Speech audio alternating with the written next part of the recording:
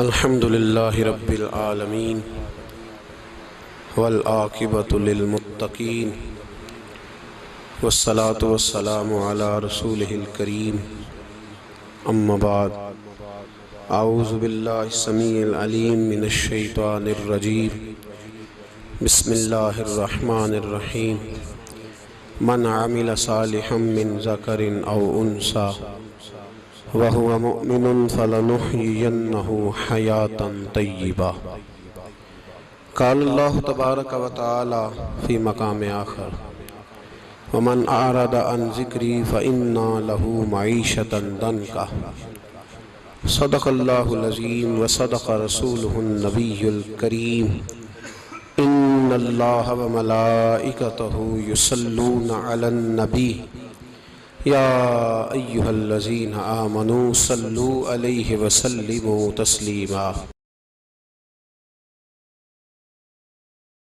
اللهم صل على سيدنا ومولانا محمد معدن الجود والکرم وآلہ وصحبہ وبارک وسلم۔ عزیز دوستو، انسانی زندگی اثرات لیتی ہے، اچھے اثر بھی ہوتے ہیں، برے اثر بھی ہوتے ہیں۔ انسان کو موسم کا اثر بھی ہوتا ہے، انسان پر اس کے خاندان کا اثر بھی ہوتا ہے، انسان پر صحبت کا اثر بھی ہوتا ہے۔ بالکل اسی طرح انسان پر اس کی نیکی کا اثر بھی ہوتا ہے اور گناہوں کا اثر بھی ہوتا ہے۔ نیکی دل کو سکون دیتی ہے، گناہ انسان کو پریشان کر دیتے۔ نیکی اللہ کی رحمت کو متوجہ کرتی ہے۔ پھر حالت یہ ہوتی ہے کہ انسان اپنی ان پریشانیوں کا حل کہیں اور ڈھونڈتا پھرتا ہے، حالانکہ جب گناہوں کی بیماری لگے تو اس کی شفا توبہ میں ہوتی ہے، اس کا حل اللہ کے حضور معافی مانگنے میں ہوتا ہے، پہچاننے میں ہوتا ہے کہ مجھ سے کہاں غلطی ہو گئی، کس جگہ جا کے کمزوری میں نے دکھائی۔ ہر انسان اچھی، ٹھنڈی، خوبصورت، سکھ والی زندگی چاہتا ہے۔ اللہ کریم نے سورہ نحل کے اندر ارشاد فرمایا من عمل صالحا من ذکر او انثی، فرمایا جو بھی اچھے عمل کرے، چاہے مرد ہو چاہے عورت ہو، وہو مؤمن، شرط یہ ہے کہ مومن ہو، فلنحیینہ حیاتا طیبہ، فرمایا ہم اسے پاکیزہ زندگی عطا فرما دیں گے، حیات طیبہ دے دیں گے اسے، پاکیزہ زندگی۔ شرط کیا ہے؟ من عاملہ صالحا، نیک عمل کرے۔ کون سے عمل کرے؟ اٹھنا بیٹھنا، کھانا پینا، چلنا سونا جاگنا محتاط ہو اس کا، وہ نیکی کرے۔ قرآن پاک کے لفظوں کے حسن پر غور فرمائیے گا، فرمایا فَلَنُحْيِيَنَّهُ حَيَاتًا طَيِّبًا، ہم ضرور اسے پاکیزہ زندگی عطا فرما دیں، صاف ستھری زندگی، معیاری زندگی، خوبصورت شب و روز، آئیڈیل زندگی جس کو لوگ کہیں گے، وہ والی زندگی اسے دیں گے۔ اور دوسرے مقام پر سورہ طٰہٰ کی آیت نمبر 124 میں فرمایا وَمَنْ أَعْرَضَ عَنْ ذِكْرِي، جو ہمارے ذکر سے منہ پھیرے گا، جو ہمارا کھا کے چہرہ کسی اور طرف کرے گا، جو چلے گا ہماری زمین پر لیکن توجہ کسی اور طرف ہوگی، آسمان کی چھت ہماری بنائی ہوئی لیکن اس کے خیالات کہیں اور ہوں گے، فَإِنَّ لَهُ مَعِيشَةً ضَنْكًا، فرمایا ہم اسے تنگ زندگانی عطا کر دیں گے، اس کی زندگی تنگ ہو جائے گی، اس کی معیشت تنگ ہو جائے گی۔ گناہ زندگی کو تنگ کر دیتے ہیں، نیکی زندگی میں آسانی پیدا کرتی ہے۔ آپ کو اگر زندگی میں سکون چاہیے ہو تو آپ کسی غریب کی خدمت کر کے دیکھیں، اللہ کتنا سکون عطا کرتا ہے۔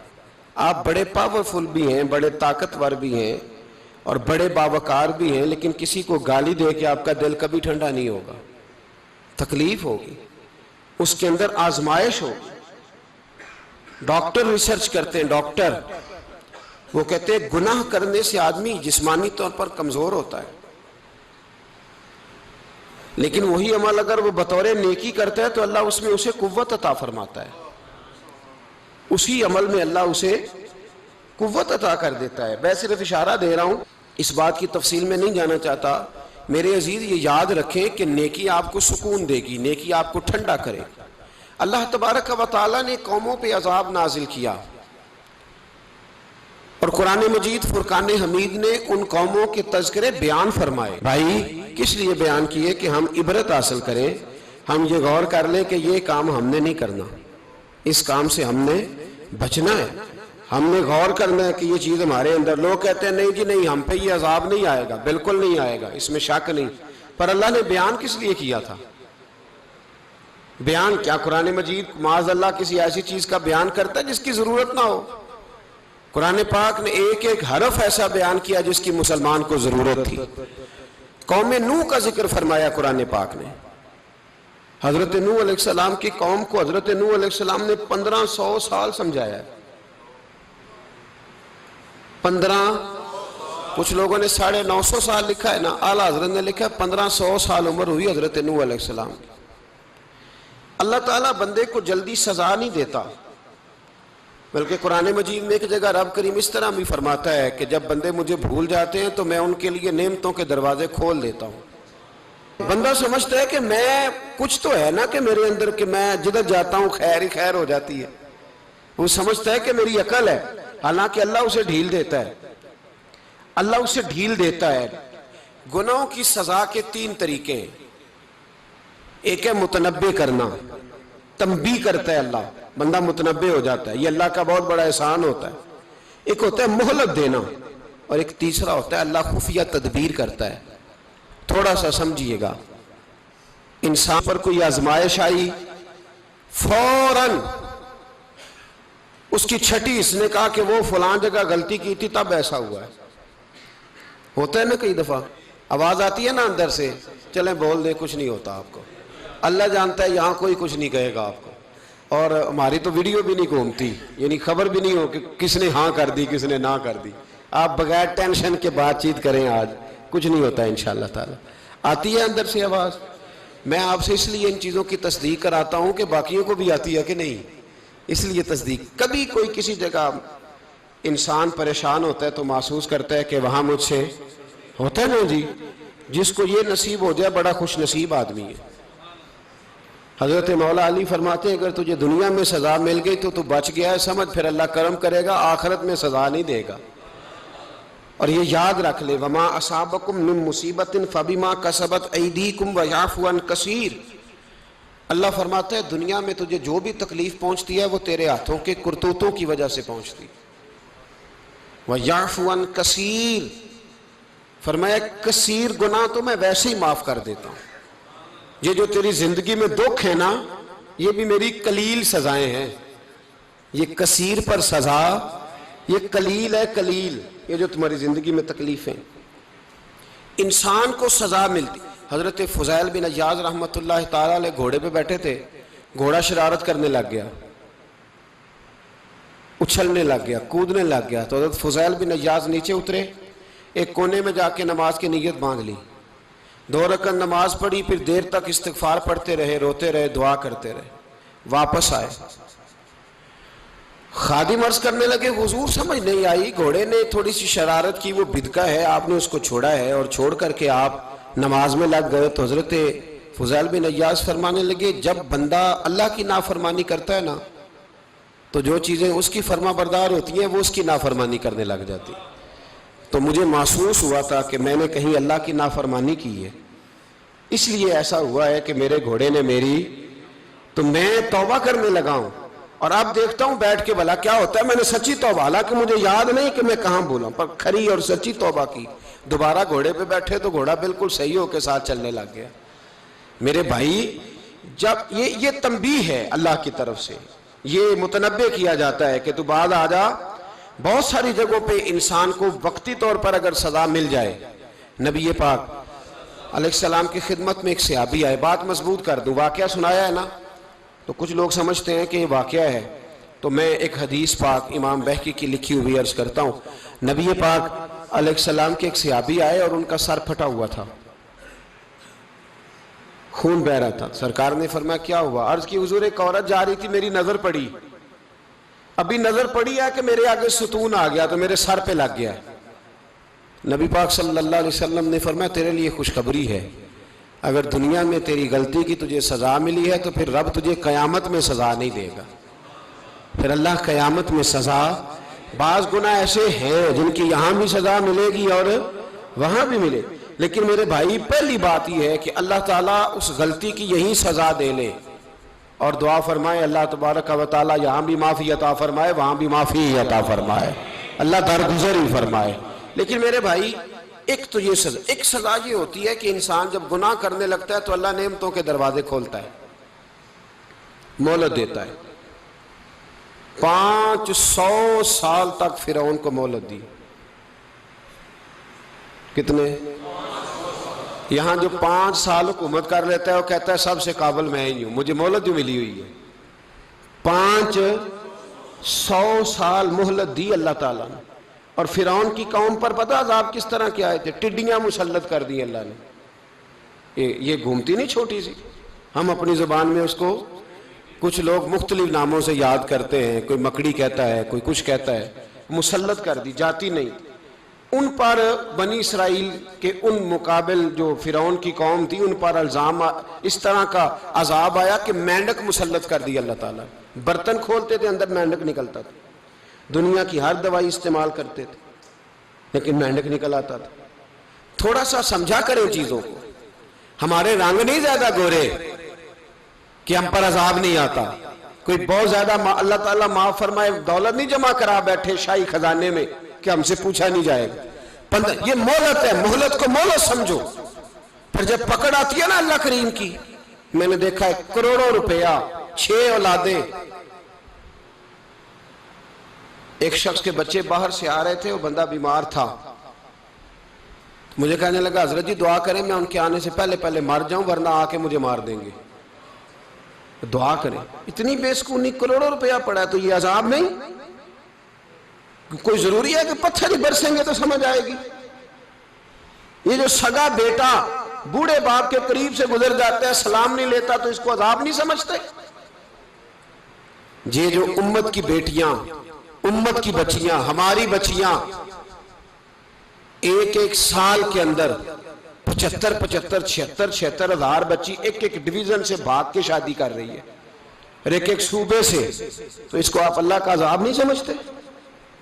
یہ معمولی بات ہے. نہیں ہمارے رنگ ہو رہے ہیں، ہم بڑے سمارٹ ہیں. 1500 سال مہلت دی نوح علیہ السلام کی قوم کو. کتنے سال؟ بول کے بتائیے، بول کے دوبارہ بولیے. 1500 سال. کوئی آدمی اپنی سمارٹنس پہ خوش نہ ہو جائے کہ 20 سال ہو گئے میں تو نافرمانی بھی کر رہا ہوں، روٹی بھی پک رہی ہے، میں تو حرام بھی کھا رہا ہوں، پھر بھی سب ٹھیک ہے. 1500 سال مہلت دی. پھر حضرت نوح کہنے لگے اللہ میں نے تو بڑا سمجھایا نہیں باز آتے. تو رب کریم نے فرمایا کشتی بناؤ. اللہ کے پیغمبر کشتی بنانے لگے تو قوم مذاق اڑانے لگ گئی. اب کیا کرنے لگے ہو؟ اب کشتی بنانے لگے ہو، خیر تو ہے، قوم مذاق اڑا رہی ہے. حضرت نوح علیہ السلام کا آپ نے کشتی بنائی. پانی کہاں سے نکلا؟ نہ بارشیں ہوئی نہ سیلاب آئے. ایک تندور تھا اس کے اندر سے پانی نکلنا شروع ہو گیا.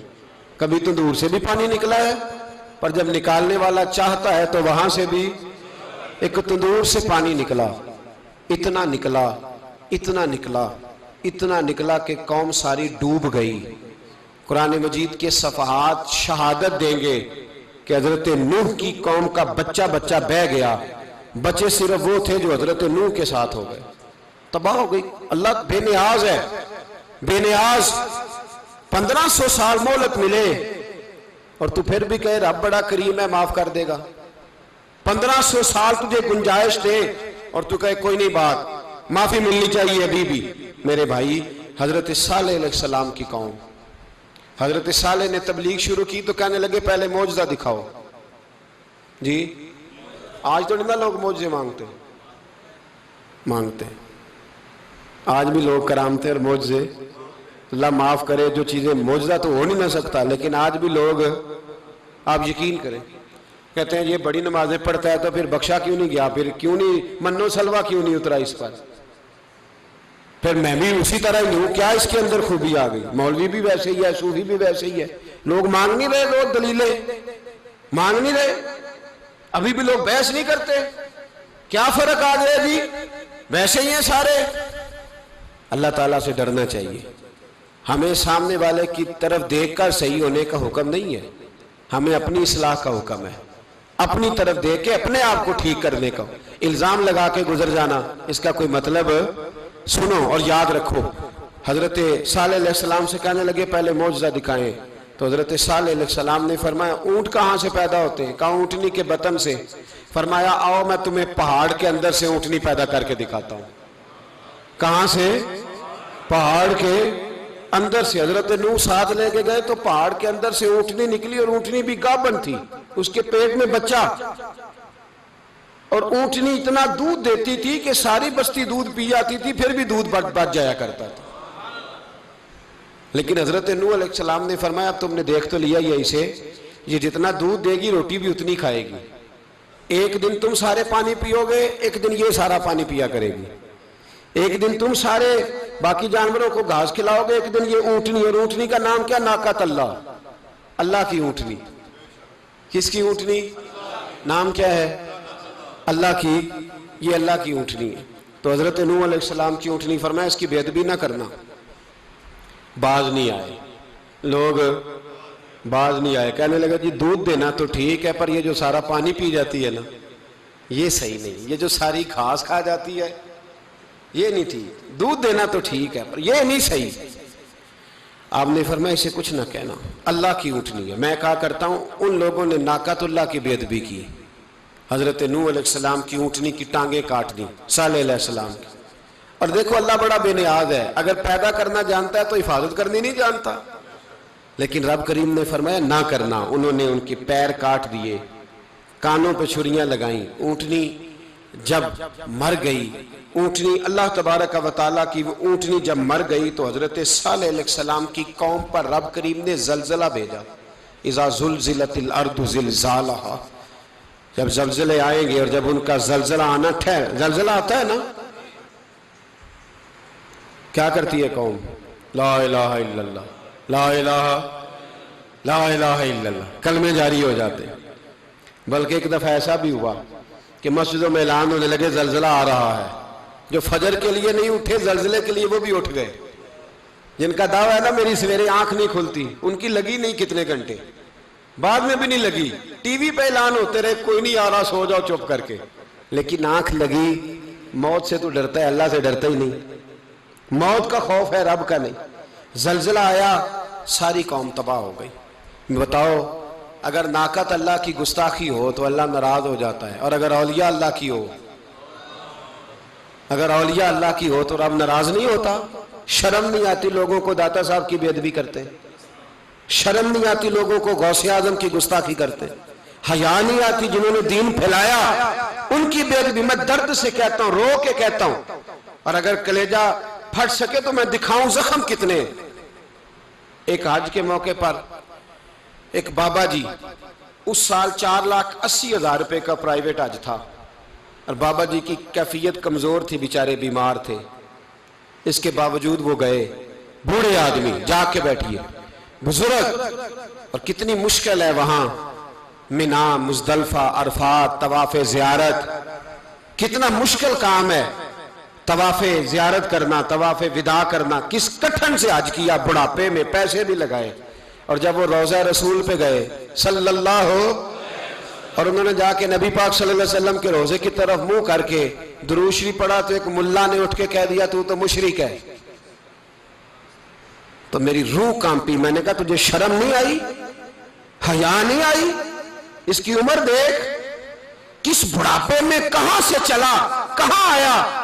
یہ مشرک ہوتا تو کسی مندر میں جاتا، یہ مشرک ہوتا تو کسی گرجے میں جاتا، یہ مشرک نہیں، یہ مومن ہے، اور یہ وہ والا مومن ہے جس کے سینے میں دل جب دھڑکتا ہے تو خالی دھڑکتا نہیں، ساتھ وہ محمد عربی پہ درود و سلام بھی پڑھتا ہے۔ شرم نہیں آتی لوگوں کو، اتنی بڑی گستاخی کرتے، جو روضہ رسول پہ آیا مشرک ہے۔ میں نے تو ایک مولوی کو صاف صاف کہا تھا، میں نے کہا اگر میں مشرک ہوں تو نکالو، مشرک کا داخلہ تو یہاں ویسے ہی منع ہے۔ شرم نہیں آتی؟ اپنی زبان کا ایک پاس کرو کچھ۔ اتنا ظلم، اتنی بڑی فرقہ واریت امت میں، اتنا امت کو تقسیم کرتے ہو، تمہیں شرم نہیں آتی؟ جہاں سے اتحاد کا پیغام دینا چاہیے وہاں سے تم لوگوں کو فرقے کا پیغام دیتے ہو، ایک مقصود فرقے کی تبلیغ کرتے ہو۔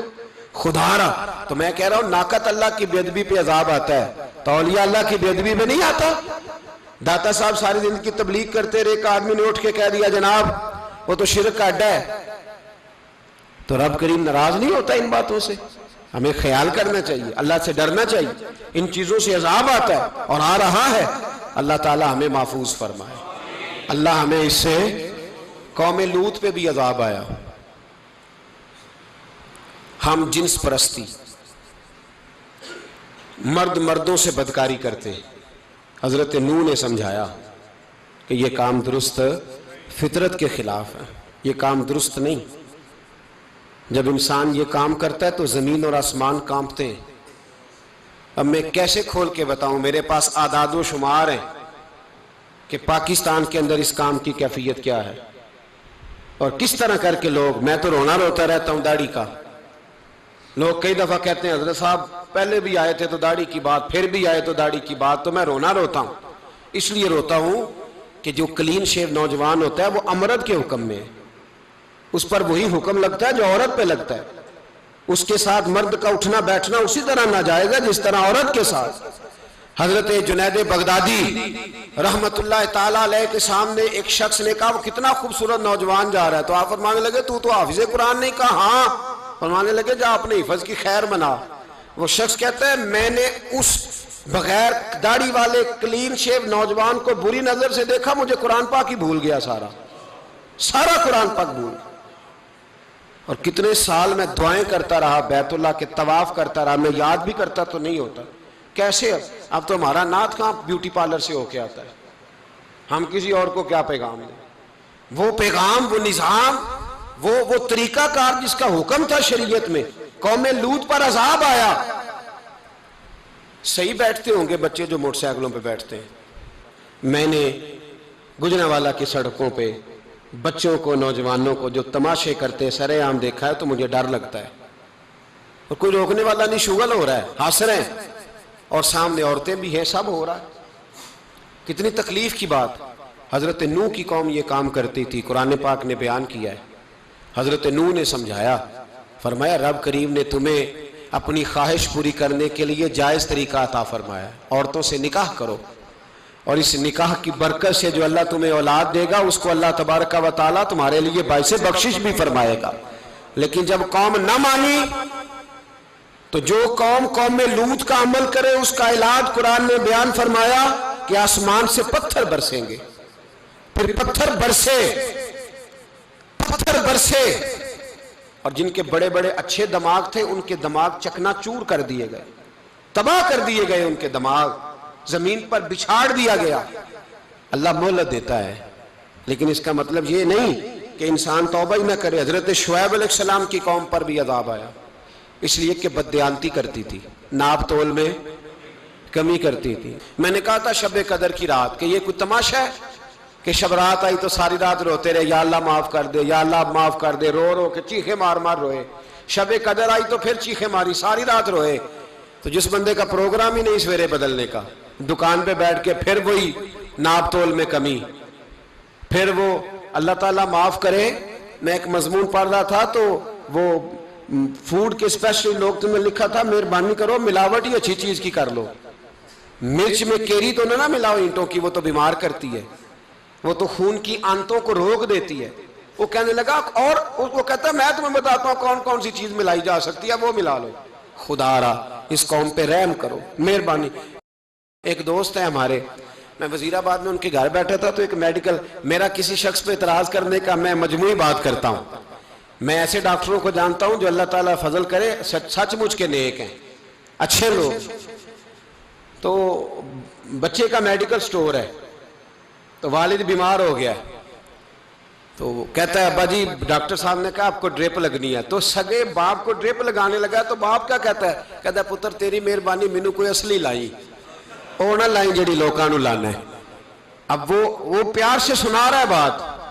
میں نے اسے کہا کہ یہ تو ڈوب مرنے کا مقام ہے نا، ڈوب مرنے کا مقام، کہ جس ملک کے اندر دوائی بھی صحیح نہ بکے، اصلی نہ ملے دوائی بھی، اور پھر وہ قوم کہے کہ ہم نے تو پورے روزے رکھے۔ ہم نے تو بڑا صدقہ اور خیرات کیا، دوائی بھی اصل نہ ملے۔ جناب شعیب علیہ السلام کی قوم ناپ تول میں کمی کرتی تھی، تو اللہ تبارک و تعالیٰ نے ان پر بتا عذاب کس طرح کا بھیجا، شدید گرمی ہوئی۔ اللہ ہمیں محفوظ فرمائے، سارے آمین کہہ دیا۔ دیکھیں کتنا اچھا موسم کر دیا رب کریم، اللہ ہمیں محفوظ فرمائے، اللہ رحمت فرمائے۔ شدید گرمی کی لہر آئی، باہر اتنی گرمی ہوئی کہ لوگ اپنے گھروں میں گھس گئے۔ جس طرح سورج کی شعائیں گھروں کے اندر داخل ہو جاتی ہے، اس طرح گرمی کی لہر اندر داخل ہوئی، اور جس طرح کسی کو آگ لگ جائے تو وہ آدمی اچھلتا کودتا ہے نا، اس طرح یہ لوگ اچھلنے لگے اور اچھل کود کے مر گئے۔ جرم کیا تھا؟ ناپ تول میں کمی کرتے۔ حضرت داؤد کی قوم بھی تباہ ہوئی، جرم کیا تھا؟ ہفتے والے دن مچھلیاں نہیں پکڑنی تو یہ پکڑتے تھے۔ حکم ہے نا مسلمان کو نماز کے ٹائم کوئی اور کام نہیں کرنا، نماز پڑھنی ہے۔ تو میرا خیال ہے مسلمان تو فٹافٹ آ جاتے ہیں، سارے ہی پہنچ جاتے ہیں نا مسجدوں میں۔ ہلکا ہلکا بول رہے ہیں آپ، کیوں نہیں پہنچتے؟ اگر حضرت سیدنا، اور پتہ انہیں سزا کیا ملی؟ اللہ نے فرمایا اس ٹائم عبادت کرنی ہے، کام نہیں کرنا، وقت نہیں ہے کام کا۔ انہوں نے مچھلیاں پکڑی، 12,000 لوگ تھے، پتہ مالک نے سزا کیا دی؟ بندر بنا دیا اللہ کریم۔ قرآن مجید کا پہلا سپارہ پڑھے، فَجَعَلْنَاهَا نَكَالًا لِمَا بَيْنَ يَدَيْهَا وَمَا خَلْفَهَا۔ اللہ فرماتے ہیں پچھلوں کے لیے بھی عبرت بنا دیا، بعد والوں کے لیے بھی عبرت، نشان عبرت بنا دیا۔ بندر بن گئے، اور جو ان کے دوست جو بچ گئے تھے ان کے پیر چومتے تھے، روتے تھے۔ 3 دن بندر بن کے زندہ رہے، پھر اللہ نے سب کو اجتماعی موت دے دی۔ اگر مسلمان سے اللہ کہے کہ نماز کے ٹائم کاروبار نہیں، جمعے کے ٹائم کاروبار، تو مسلمان کہتا ہے نہیں مجھے مہلت ملی ہوئی ہے۔ یہ تو اس وقت پتہ چلتا ہے نا جب بچے ڈیوٹی لگاتے، ہاں ہاں ہاں عذاب آتا ہے، اس وقت پتہ چلتا ہے۔ میں نے دیکھا یہ منظر، اس وقت پتہ چلتا ہے جب بچے کسی ملازم 6,000 کی ڈیوٹی لگاتے، کہتے ہیں ابے کا دھیان رکھنا، ہم دکان پہ بیٹھنے لگے۔ پھر اسے سمجھ آتی ہے اگر میں نماز کے ٹائم مسجد میں ہوتا تو آج میری اولاد میری خدمت پہ ہوتی۔ میں نماز کے ٹائم مسجد نہیں گیا تو بچوں نے 6,000 کا ملازم بٹھایا ہے، ابا جی کا خیال رکھ، ایک نرس بلائی ہے، تو خیال رکھ۔ کدھر ہوتے ہیں مسلمان نماز کے ٹائم؟ ایک عیسائی نے اعتراض کیا ہے، سنیں، وہ کہتا ہے مجھے لگتا ہے مسلمانوں کے 3 خدا ہیں۔ مسلمان اڑ گیا، کہنے لگا نہیں ہمارا تو ایک ہے، کہا نہیں 3 ہے، معاذ اللہ استغفر اللہ، ہمارا ایک ہے۔ کہنے لگا نہیں میں ثابت کرتا ہوں، ایک تمہارا خدا 5 نمازوں کا ہے، ایک رمضان کا ہے، ایک عید کا ہے۔ لگتا ہے معاذ اللہ عید والا زیادہ تگڑا ہے، تم زیادہ آتے ہو۔ رمضان والا لگتا ہے اس سے کچھ کمزور ہے، تم تھوڑے آتے ہو۔ اور 5 نمازوں والا شاید سب سے کمزور ہے۔ بات عقل کی ہے کہ نہیں؟ اس نے اعتراض ٹھیک کیا، تو مسلمان کو چاہیے نا خیال کرے۔ ایک یہودی نے لکھا تھا، اس نے کہا تھا جس دن مسلمانوں کی تعداد فجر کی نماز میں اتنی ہو گئی جس دن جتنی جمعے میں ہوتی ہے، اس دن نہ کوئی یہودی سازش کرے گا نہ کوئی عیسائی تلوار نکالے گا۔ شرط یہ ہے کہ یہ اسی طرح فجر پڑھنے آئیں جس طرح جمعہ پڑھنے آتے ہیں، تو پھر کوئی شخص بھی ان کو کسی جگہ شکست دے سکتا تو ہمارے گناہ ہمیں پریشان کرتے ہیں۔ یہ جتنی آزمائشیں ہیں ان کے پس منظر میں گناہ ہیں۔ ہماری زندگی کے اندر جتنی تکلیفیں، ہماری پریشانیوں کا سبب ہم خود ہیں۔ بہت ساری جگہوں پہ ہم غلطی کرتے ہیں، اس کی ہمیں سزا ملتی ہے، غلطی کی سزا۔ ایک نوجوان نے مجھے بڑی گہری بات سنائی، میرا قریبی تعلق تھا، کہنے لگا گھر میں بڑا مسئلہ ہے، بڑی پریشانی ہے، ماں اور بیوی کا ماحول اتنا سخت ہو گیا ہے کہ نمٹ نہیں سکتا۔ آپ یقین کریں میں نے ڈیٹیل سے ساری چیز کو سٹڈی کیا، میرے پاس اتنا وقت نہیں ہوتا، پھر بھی میں نے اس فیملی کو پورا پڑھا تو غلطی نوجوان کی نکلی۔ نہ اس پہ اماں اعتبار کرتی ہے نہ بیوی اعتبار کرتی ہے۔ اس نے جھوٹ بول بول کے اس طرح کی ماحول پیدا کر دیا ہے کہ کوئی اس پر اعتماد کرنے کو تیار ہے۔ اگر آپ ناراض نہ ہو تو ایک بات کروں، پتہ ہے گھر میں ماحول کب خراب ہوتا ہے؟ باہر والے ہماری تقریر سنتے ہیں، گھر والے ہمارا عمل دیکھتے ہیں۔ جب وہ دیکھتے ہیں نا کہ یہ کس طرح کا شخص ہے، اس کے رویے، اس کا کردار، اس کا لب و لہجہ کتنا برا ہے اور یہ کردار کا کتنا کمزور ہے۔ اعلیٰ حضرت فرمایا کرتے تھے نیک وہ ہوتا ہے جس کی تنہائی صاف ستھری ہوتی ہے، اس لیے ماحول بگڑ جاتا ہے۔ یہ جو ہم کہتے ہیں نا میرے سجن بڑے بنتے ہیں پھر ٹوٹ جاتے ہیں، کچھ لوگ ایسے ہوتے ہیں جو ان کے پاس جاتا ہے انہی کا ہو جاتا ہے، وہ کہیں اور کے قابل کیوں بھلا؟ اس لیے کہ ان کے کردار میں ٹھنڈک دیکھتا ہے، ان کے لب و لہجے میں مٹھاس دیکھتا ہے، اس شخص میں اتنی خوبصورتی دیکھتا ہے کہ اسی کا بن جاتا ہے۔ حضرت ابراہیم بن ادم کے پاس ایک نوجوان آیا، کہنے لگا میں گناہ کرنا چاہتا ہوں۔ فرمانے لگا بالکل کر، اللہ کا دیا ہوا رزق کھانا چھوڑ دے اور گناہ کر۔ کہنے لگا یہ نہیں ہو سکتا۔ فرمانے لگے چل پھر اس طرح کر، رب کی زمین پہ نہ رہ، کسی اور کی زمین پہ چلا جا۔ کہنے لگا یہ بھی نہیں ہو سکتا۔ فرمانے لگے چل اللہ کی چھت سے نکل جا۔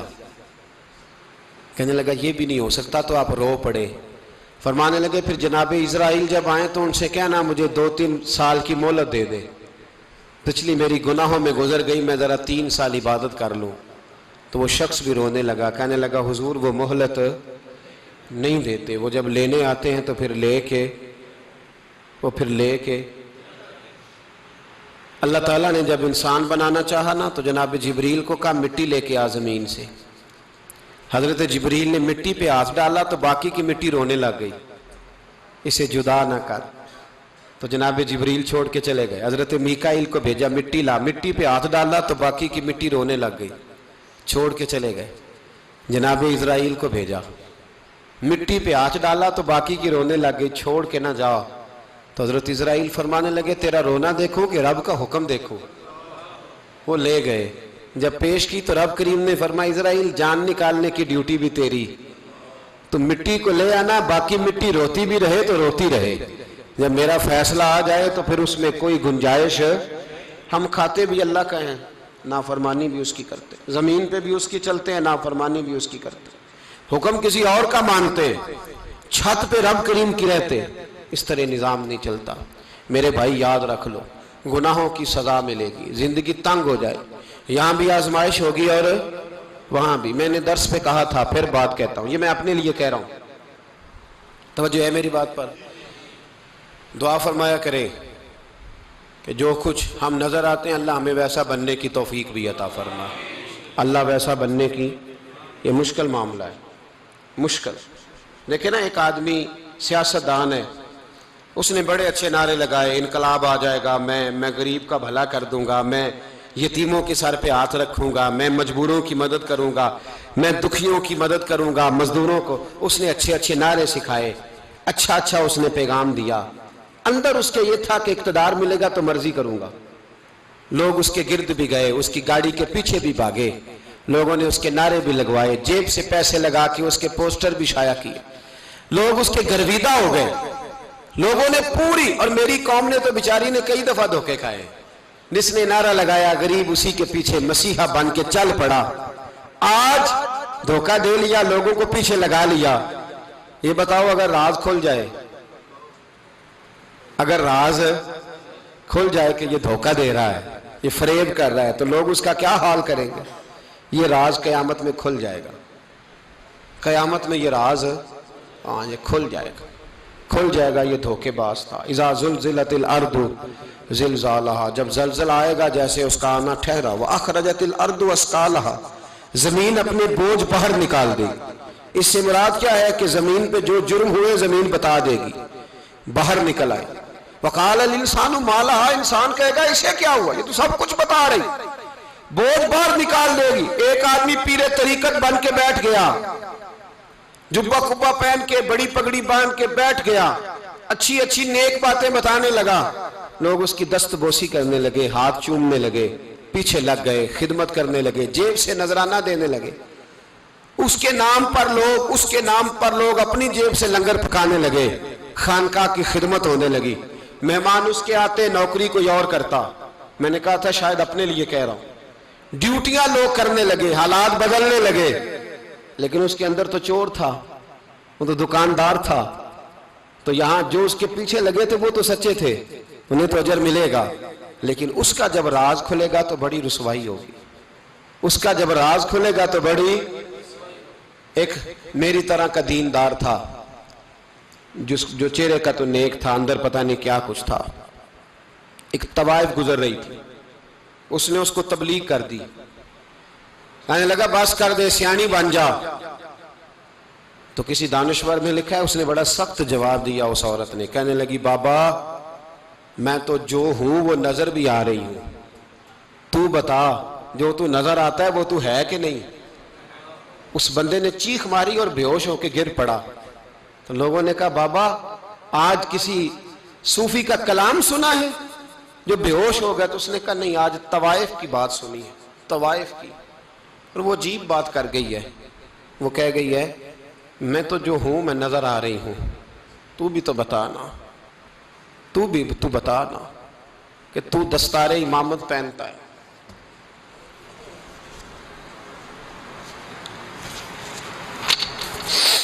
تو بتا تو جو کہلاتا ہے تو وہ ہے کہ نہیں؟ یہ وقال الانسان ما لہا، یہ راز قیامت میں کھلے گا۔ ہم جو کچھ بتا رہے ہیں نا اپنی زبانوں سے، ہمیں اپنے گناہوں کا احساس ہونا چاہیے۔ ایسا نہ ہو کہ جب سزا ملے تو پھر اس طرح کی ملے کہ دوبارہ کسی کو کوئی منہ دکھانے کے قابل نہ رہے۔ میرے بھائی یاد رکھیں اور سمجھیں، گناہ انسان کی زندگی کو تنگ کرتے ہیں۔ میرے نبی پاک علیہ السلام نے فرمایا جب تو جھوٹ بولتا ہے تو تیرے فرشتے کرامن کاتبین سائیڈ پہ ہو کے کھڑے ہو جاتے ہیں، جب تو زنا کرتا ہے تو تیرے اندر سے ایمان نکل جاتا ہے۔ اور نبی پاک علیہ السلام نے فرمایا جب میری قوم میں ناانصافی عام ہو جائے گی تو قتل بھی عام ہو جائے گا۔ اور سن لو لکھ لینا یہ حدیث دل کی تختی پر، نبی پاک علیہ السلام نے فرمایا جب میری قوم میں بے حیائی اور بدکاری عام ہو جائے گی تو دو سزائیں اللہ دے گا۔ ایک تو جوان موتیں آئیں گی، جوان بچے کچھ بھی نہیں دیکھا چلے گئے، اور دوسری سزا اللہ یہ دے گا کہ ایسی بیماریاں آئیں گی جن کا علاج نہیں ملے گا، ایسے امراض پھوٹ پڑیں گے۔ اگرچہ میں آپ کو ایسی تقریر بھی سنا سکتا تھا جس پہ آپ بہت زیادہ محظوظ ہوتے، پر میں نے اس جمعے میں ایسا موضوع چنا ہے جس کا ہمیں خاص ضرورت ہے۔ بھائی دیکھیں تو صحیح، کہیں ایسا تو نہیں کہ ہم ان عیبوں میں مبتلا ہیں۔ میرے نبی کریم علیہ السلام نے فرمایا جب تم نیکی کا حکم دینا اور برائی سے منع کرنا چھوڑ دو گے پھر اللہ تم پر ظالم حکمران مسلط کرے گا۔ اور اگلے لفظ اس سے بھی زیادہ سخت ہیں، محبوب فرمانے لگے پھر تمہاری نیک لوگ دعائیں بھی کریں گے تو اللہ وقتی طور پر ان کی دعاؤں کو بھی قبول نہیں فرمائے گا، اس لیے کہ تم لوگوں نے نیکی کا حکم دینا اور بھلائی سے روکنا چھوڑ دیا۔ عزیزو یاد رکھو جب گناہ عام ہوتے تو پھر حالات بدلتے اور لوگوں کو سزا ملتی ہے ان کے گناہوں کی، بلکہ یہاں تک لکھا ہے کہ نیت خراب ہو تو سزا شروع ہو جاتی۔ کیا خراب ہو؟ بولیے گا۔ نیت بھی خراب ہو تو سزا۔ حضرت رومی کہتے ہیں کہ ایک بادشاہ کو پتہ چل گیا کہ ایک آدمی نے بڑا اچھا باغ لگایا ہے، خوبصورت باغ ہے، مالٹے کا، کنوں کا باغ، بڑا پیارا۔ بادشاہ نے کہا ذرا جا کے دیکھتا ہوں۔ بادشاہ سلامت باغ دیکھنے آئے تو اب وہ مزدور آدمی تھا، عام آدمی تھا جس نے باغ لگایا، کسان تھا، اس کو کہا کہ چند کنوں توڑ کے لایا تو بڑے پیارے لگے، ایک دو اور لایا، کھائے، بڑے میٹھے، بڑے پیارے، بڑے توانا، بڑا مزہ آیا۔ تو بادشاہ کے دل میں خیال آیا کہ اس پہ قبضہ نہ کر لوں باغ پہ۔ ہمارے ہاں نا کرائے پہ دکان دیتا نا مالک، تو جب کسی غریب کی چل جاتی ہے کہتا ہے تو خالی کر، میں نے خود ڈال لی ہے، چل گئی نا اس کی۔ حالانکہ رزق اپنے اپنے نصیب کا ہے، رزق اپنے اپنے نصیب کا ہے، جس کو اللہ تعالیٰ چاہتا ہے عطا کرتا ہے۔ تو اس کو کہا کہ اور توڑ کے لا، اور دل میں خیال ہے کہ یار اتنا اچھا باغ ہے قبضہ کر لیتے ہیں، ہماری حکومتیں قبضہ کر لیتی ہیں کہ جو چیز اچھی لگ جائے۔ اب وہ کسان دو تین کنوں توڑ کے لایا، اس نے کھائے تو کھٹے نکلے، ترش تھے۔ کہنے لگا تجھے کیا ہو گیا ہے؟ تو بندہ بڑا صاحب دل تھا، کہنے لگا میں تو ٹھیک ہوں، آپ اپنی نیت سے پوچھیں کہیں خراب تو نہیں ہو گئی۔ تو کنوں میں بھی اس کا اثر آ گیا ہے، اپنی نیت، تو نیتیں بگڑ جائیں نا، نیتیں۔ اب ایک بات کہنے لگا ہوں، غور سے سننا، جب تک دو بھائی اکٹھے کاروبار کرتے ہیں نیت ہوتی ہے کہ ہمارا گھر چلے گا، تب تک اللہ برکت دیتا ہے۔ اور جب اپنی اپنی جیبیں سمیٹنے لگ جاتے ہیں نا کہ یہ میرا 5000 ہے، آج میں گیا تھا اگرائی کرنے، یہ میرا 10,000 ہے، آج میں نے زیادہ کی، جب وہ ٹٹولنے لگتے ہیں پھر اس دکان سے بھی برکت اٹھ جاتی ہے، پھر وہاں سے بھی برکت چلی جاتی ہے۔ فَإِنَّ لَهُ مَعِيشَةً ضَنْكَ، فرمایا جب تو میں منہ پھیر لیتا ہے پھر تیری زندگی اللہ تنگ کر دیتا، پھر وہاں سے بھی برکت، خوبصورتی، اثر اٹھ جاتا ہے۔ ایک سنار نے گلی میں ایک یتیم چھوٹے سے بچے کو گھومتے دیکھا تو سنار بے اولاد تھا، بچے کو اٹھا کے گھر لے آیا، 18 سال اس بچے کی پرورش کی، اس کو پالا پوسا جوان کیا۔ سنار کے پاس وہ دکان پہ چلا جاتا، وہ کئی دفعہ دکان پہ رہتا، کئی دفعہ گھر میں رہتا۔ ایک دفعہ وہ دکان پہ تھا، بچہ گھر تھا، 18 سال کا جوان، اس کی بیوی اکیلی تھی۔ وہ جس نے ماں بن کے پالا تھا اس نے اسی پہ حملہ کر دیا، اس کا بازو بری نیت سے تھاما، بیوی چیخی۔ تھوڑی دیر گزری تو وہ نوجوان پیروں میں بیٹھ گیا، کہنے لگا اماں پتہ نہیں مجھے کیا ہوا۔ شام کو سنار آیا، بیوی چیخنے لگی، چلانے لگی، کہنے لگی آج عجیب بات ہوئی، جس کو میں نے جگر کا خون دے دے کے پالا اسی نے گندی نظر ڈالی۔ سنار محو حیرت ہے، بیوی کا خیال تھا کہ لاٹھ اٹھائے گا، ڈنڈا اٹھائے گا، نوجوان کو مارے گا، لیکن وہ رونے لگ گیا۔ اس نے کہا آج اس نے میرا بازو تھاما ہے، جانے کیا کیا ہے، پریشان ہونے لگ گیا، سجدے میں گر گیا۔ کہا تو بتاتا کیوں نہیں؟ تو وہ سنار کہنے لگا اس کی غلطی نہیں، 18 سال کے بعد آج مجھ پر بھی شیطان سوار ہوا تھا۔ ایک عورت آئی تھی، وہ اپنے بازوؤں میں چوڑیاں پہننا چاہتی تھی تو میں نے بھی گندی نظر سے ہاتھ ڈالا تھا، رب کریم نے مجھے فوراً اس کی سزا دی۔ جن کے گھروں میں بیٹیاں ہوتی ہیں ان کی نظریں گندی نہیں ہوتی، جو بیٹیوں کے باپ ہوتے ہیں، جو بہنوں کے بھائی ہوتے ہیں، ان کی نظریں گندی۔ اور اگر تو ٹیلی فون کرتا ہے، تو کسی عورت کے ساتھ تعلق رکھتا ہے تو یہ بات لکھ لے، امام فخر الدین رازی 1، علامہ اسماعیل حقی 2، ملا جلال الدین رومی 3، امام خازن 4، امام جلال الدین سیوطی 5 حدیث کے استاد اور محدث لکھتے ہیں کہ اگر تو کسی پر گندی نظر ڈالے گا تو تیرا گھر بچ سکتا، یاد رکھ نہیں بچے گا، اس لیے کہ تیری نظر کسی کی بیٹی کو بیٹی سمجھ تاکہ تیری بچی کا پردہ قائم رہے، کسی کی بہن کو۔ یہ کیا بات ہوئی کہ تو جتنا مرضی گند معاشرے میں پھیلاتا رہے تیرا گھر بچا رہے، یہ کیسے ہو سکتا ہے؟ فَإِنَّ لَهُ مَعِيشَةً ضَنْكَ، اللہ فرماتے ہیں زندگی تنگ ہو جائے گی تیرے لیے مشکل، تو ڈھونڈتا پھرے گا کہ میں مرنے کو جگہ تلاش کروں۔ سچی توبہ کرے، کھری توبہ کرے، یہ گناہ انسان کو مجبور کر دیتے ہیں۔ حضرت عبداللہ بن مبارک رحمۃ اللہ تعالی علیہ، ان کے سینکڑوں شاگرد تھے، ایک شاگرد کے انتقال کا وقت آیا تو گھر گئے ملنے۔ آپ کہتے ہیں میں نے زور لگا لیا پر اس کی زبان پر کلمہ جاری نہیں ہوا، میں اسے کہتا کلمہ پڑھ پر اس کی زبان پر جاری۔ اللہ اکبر، بہت بڑی نعمت ہے، دعا فرمائیں اللہ ایمان کی موت عطا فرمائے، ایمان کی موت دے اللہ کریم، ایمان کی موت دے۔ ایسے بھی لوگ دیکھے ہیں، مسجد نبوی ہے، رسول اللہ کا شہر ہے، سر سجدے میں ہے، روح پرواز کر گئی، روح پرواز، کتنا نصیبوں والا ہے، کتنا نصیبوں والا ہے کہ مسجد نبوی میں سر سجدے میں رکھا ہے، اور اللہ تبارک و تعالیٰ نے محبوب کے قدموں میں موت عطا فرمائی۔ تو حضرت عبداللہ بن مبارک کہتے ہیں میں نے اس کو کہا کلمہ پڑھ تو اس کی زبان پہ جاری نہیں ہوتا، میں بار بار کہتا تو وہ منت کرتا، کہتا حضور میں کوشش کرتا ہوں جاری نہیں ہوتا۔ فرماتے میں پریشان ہو کے اٹھا، ابھی میں دروازے پہ پہنچا تھا اس نے چیخ ماری اور روح پرواز کر گئی، بچے رونے لگے، بیوی رونے لگی، تو میں نے اس کی بیوی سے کہا کہ یہ جرم کیا کرتا تھا، اتنا بڑا پاپی پہ کلمہ جاری نہیں ہوا۔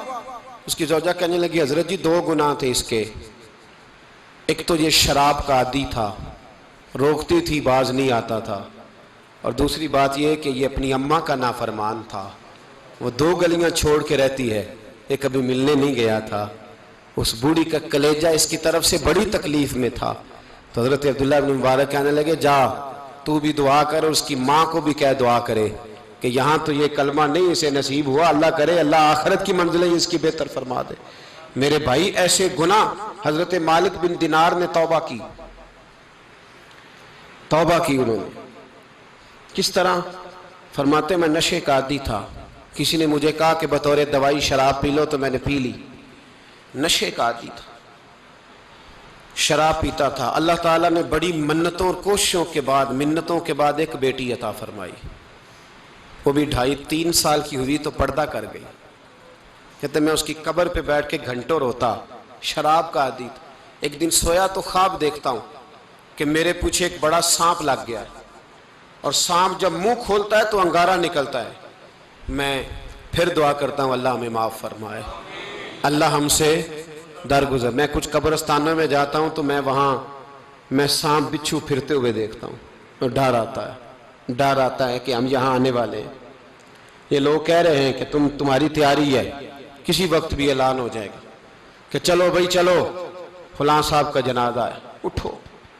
لوگ کہتے ہیں جلدی کرو، اور ایک کونے میں ایک شخص یہ بھی کہتا ہے کہ دیگ بھی رکھ لو، مہمان بڑے جمع ہو گئے. اور ایک کونے میں لوگ یہ بھی کہتے ہیں کہ برف ٹھنڈی لے آؤ، لوگوں نے پانی بھی پینا. پہلے اعلان ہوتا ہے کہ فلاں فوت ہو گیا، پھر اعلان ہوتا ہے جنازے کا ٹائم ہو گیا، پھر اعلان ہوتا ہے جنازہ اٹھایا جائے گا، اور پھر بات ختم ہو جاتی ہے. پھر کل من علیہ فان، پھر کوئی نہیں پوچھنے آتا. ختم ہو گئے، قصہ ہی ختم ہو گیا.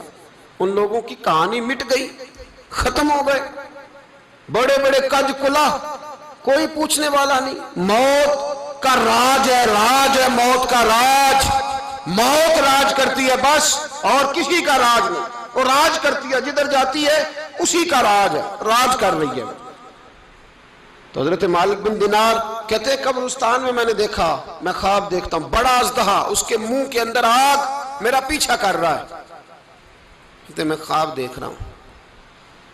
میں دوڑا، لیکن وہ اژدہا جب میں دوڑا تو میرے آگے آ کے کھڑا ہو گیا. میں مشرق کو دوڑا تو وہاں بھی آ گیا، مغرب کو دوڑا تو وہاں بھی آ گیا. جناب مالک بن دینار کہتے ہیں ایک بوڑھا شخص کمزور مجھے بچانے آیا، پر اس اژدہا نے پھونک ماری تو وہ بوڑھا آدمی دور جا گرا. کہتے میں چیختا تھا، چلاتا تھا. ایک پہاڑی پہ میں بھاگا گیا تو وہاں مجھے میری بیٹی ملی، مجھے فوت ہو گئی. وہ اس اژدہے کے آگے اس نے یوں ہاتھ کیا تو اژدہا پیچھے بھاگ گیا. میں نے بیٹی کو گود میں اٹھایا، میں نے کہا بیٹی یہ کون تھا؟ کہنے لگی ابا یہ تیرا برا عمل تھا، یہ تیرا برا عمل تھا، یہ تجھے کھا جاتا اگر میں نہ ہوتی. تو کہا یہ بوڑھا جو مجھے بچانے آیا یہ کون تھا؟ کہا یہ تیرا اچھا عمل تھا، پر کمزور بڑا تھا، تھوڑا تھا، یہ تیرے برے عمل کا مقابلہ کرنے کی ہمت نہیں رکھتا تھا. حضرت مالک بن دینار کہتے ہیں میری بیٹی نے خواب میں میری داڑھی پکڑ لی اور کہنے لگی ابا میں چاہتی ہوں تو صحیح ہو جا، ایسا نہ ہو کہ پھر تیرے پیچھے یہ اژدہا لگ جائے. حضرت مالک بن دینار کہتے ہیں جب میں سو کے اٹھا تو میری داڑھی آنسوؤں سے بھری ہوئی تھی. پھر اس کے بعد میں نے توبہ کی، اس طرح کی توبہ کی کہ پھر میں نے کوشش کی کہ دوبارہ میں اپنے رب کی نافرمانی نہ کروں. حضرت عبداللہ ابن عباس فرماتے تھے جو دنیا میں ہنس ہنس کے گناہ کرتے ہیں نا، ہنس ہنس کے جھوٹ ہنس ہنس کے بولتے ہیں، ہنس ہنس کے لوگوں کی غیبت کرتے ہیں، فرمایا یہ جو تمہیں ہنس ہنس کے گناہ کرتے نظر آتے ہیں ان کا رونا قیامت میں دیکھا نہیں جائے گا، ان کے آنسو قیامت میں دیکھے نہیں جائے. جو ہنس ہنس کے گناہ کرتے یہ روئیں گے. فَلْيَضْحَكُوا قَلِيلًا وَلْيَبْكُوا كَثِيرًا. رب فرماتا ہے زیادہ رویا کرو، کم ہنسا کرو. نبی پاک علیہ السلام روتے تو صحابہ کہتے حضور آپ اتنا کیوں روتے ہیں؟ تو محبوب فرماتے جو میں جانتا ہوں وہ تم نہیں جانتے. بھائیو قبروں میں اکیلے جانا ہے، کبھی غور کرنا، اکیلے کوئی بندہ ساتھ حساب دینے نہیں جائے گا. اماں بڑا پیار کرتی ہے لیکن قبر میں کبھی کوئی ماں بھی ساتھ دفن نہیں ہوتی. اپنا اپنا حساب دینا، مشکل وقت ہے، حساب کر لینا چاہیے، تیاری کر کے رکھنی چاہیے. گناہ اگر یہاں ہماری زندگی کو تنگ کریں گے تو وہاں بھی ہمارے لیے مشکلات پیدا کریں. نبی کریم علیہ السلام نے فرمایا ہے کہ اللہ بڑا مہربان ہے، اللہ بڑا کریم ہے، اللہ بڑا ستار ہے. اور یاد رکھو جب کوئی اس کی ریٹ کو چیلنج کرے، جب کوئی اس کے قانون کو توڑے، جب کوئی اللہ کی اعلانیہ نافرمانی کرے، پھر رب کریم کی غیرت کو، اس کے عدل کو جوش آتا ہے. توبہ کرے سچی، مسجد کی حاضری دیں پابندی کے ساتھ. میری آپ سے ہمیشہ یہ گزارش رہتی ہے کہ مسجد کی حاضری پابندی سے دیں. میں اپیل کرتا ہوں داڑھی رکھ لیں، یہ میرے نبی کا طریقہ ہے صلی اللہ تعالی علیہ. واپس آ جائیں. ہماری بقا نہ ہمارے دین میں ہے. کوئی نہیں ہمیں رکھے گا، کوئی نہیں رکھے گا، کوئی نہیں. میرا ایک دوست رات بتا رہا تھا کہ سعودی عرب میں ایک شخص نے 30 سال محنت کی، تو جب وہ مرا ہے وہیں اس کے گھر میں فون کیا تو اس کے گھر والوں نے کہا جناب آپ کو مشکل ہوگی ڈیڈ باڈی بھیجنے میں، وہیں دفن کر دیں، ہاں اگر اس کا کوئی پیسہ ہے تو وہ ذرا اکاؤنٹ میں بھیج دیں، بچیوں کو ضرورت ہے۔ او بھائی تو اکیلا جائے گا، تیرے لیے مشکل ہو جائے۔ اپنے بھی ساتھ یقین کریں، بچے دعائیں کرانے آتے ہیں، کہتے ہیں حضرت جی دعا کریں اللہ اماں کی سختی معاف کر دے۔ اس کا مطلب کیا ہے کہ اماں اب جائے، اب ہمارا نمبر آئے۔ بچے تو انتظار کر رہے ہیں کہ ابا جائے اور گدی پہ ہمارا نمبر آئے، تیاری ہے۔ اکیلے جانا ہے، اکیلے، سخت سا مرحلہ ہے، اکیلے سارا کچھ فیس کرنا۔ آج توبہ کریں، وہاں کے کیڑے یہاں رہ کے مارے، اپنے ساتھ ظلم نہ کریں۔ ہم اس قابل نہیں کہ وہاں جا کے مقابلہ کر سکیں، بچیں، اپنے آپ کو محفوظ کریں، بچائیں، حساب اپنا اپنا دینا ہے۔ کسی باپ نے اگر اپنے بچوں کو حرام کھلایا تو بچے تو نہیں کہہ رہے تھے نا کہ حرام لے کے آ، تو باپ نے حساب دینا، والد نے۔ لہٰذا مہربانی فرمائیں، اپنے اوپر رحم کھائیں، اپنے آپ کو سنواریں۔ آج جمعۃ الوداع ہے، توبہ کریں، اللہ کے نیک بندوں کی صحبت میں بیٹھا کریں، اچھی باتیں سنا کریں تاکہ دل نرم رہے۔ ان جگہوں سے بچیں جو گناہ کی طرف لے کے جاتی، ظلم سے، زیادتی سے، جبر سے بچیں۔ اپنے آپ کو اپنے رب کریم کی بارگاہ میں جھکا دیں۔ ہمارا کہیں اور گزارا نہیں، کوئی نہیں ہمیں پوچھے گا۔ اقبال رو پڑے آخری عمر میں، رو پڑے اور اللہ کی بارگاہ میں عرض کرنے لگے، نہ جہاں میں کہیں بھی امان ملی، جو امان ملی تو کہاں ملی، میرے جرم خانہ خراب، تیرے عفو بندہ نواز میں، پناہ صرف اللہ رسول کی بارگاہ میں، باقی کوئی پناہ دینے کو تیار نہیں ہے۔ دعا کرتا ہوں اللہ کی بارگاہ میں اللہ ہمیں سچی توبہ کی توفیق عطا فرمائے۔ آخر دعوانا ان الحمدللہ۔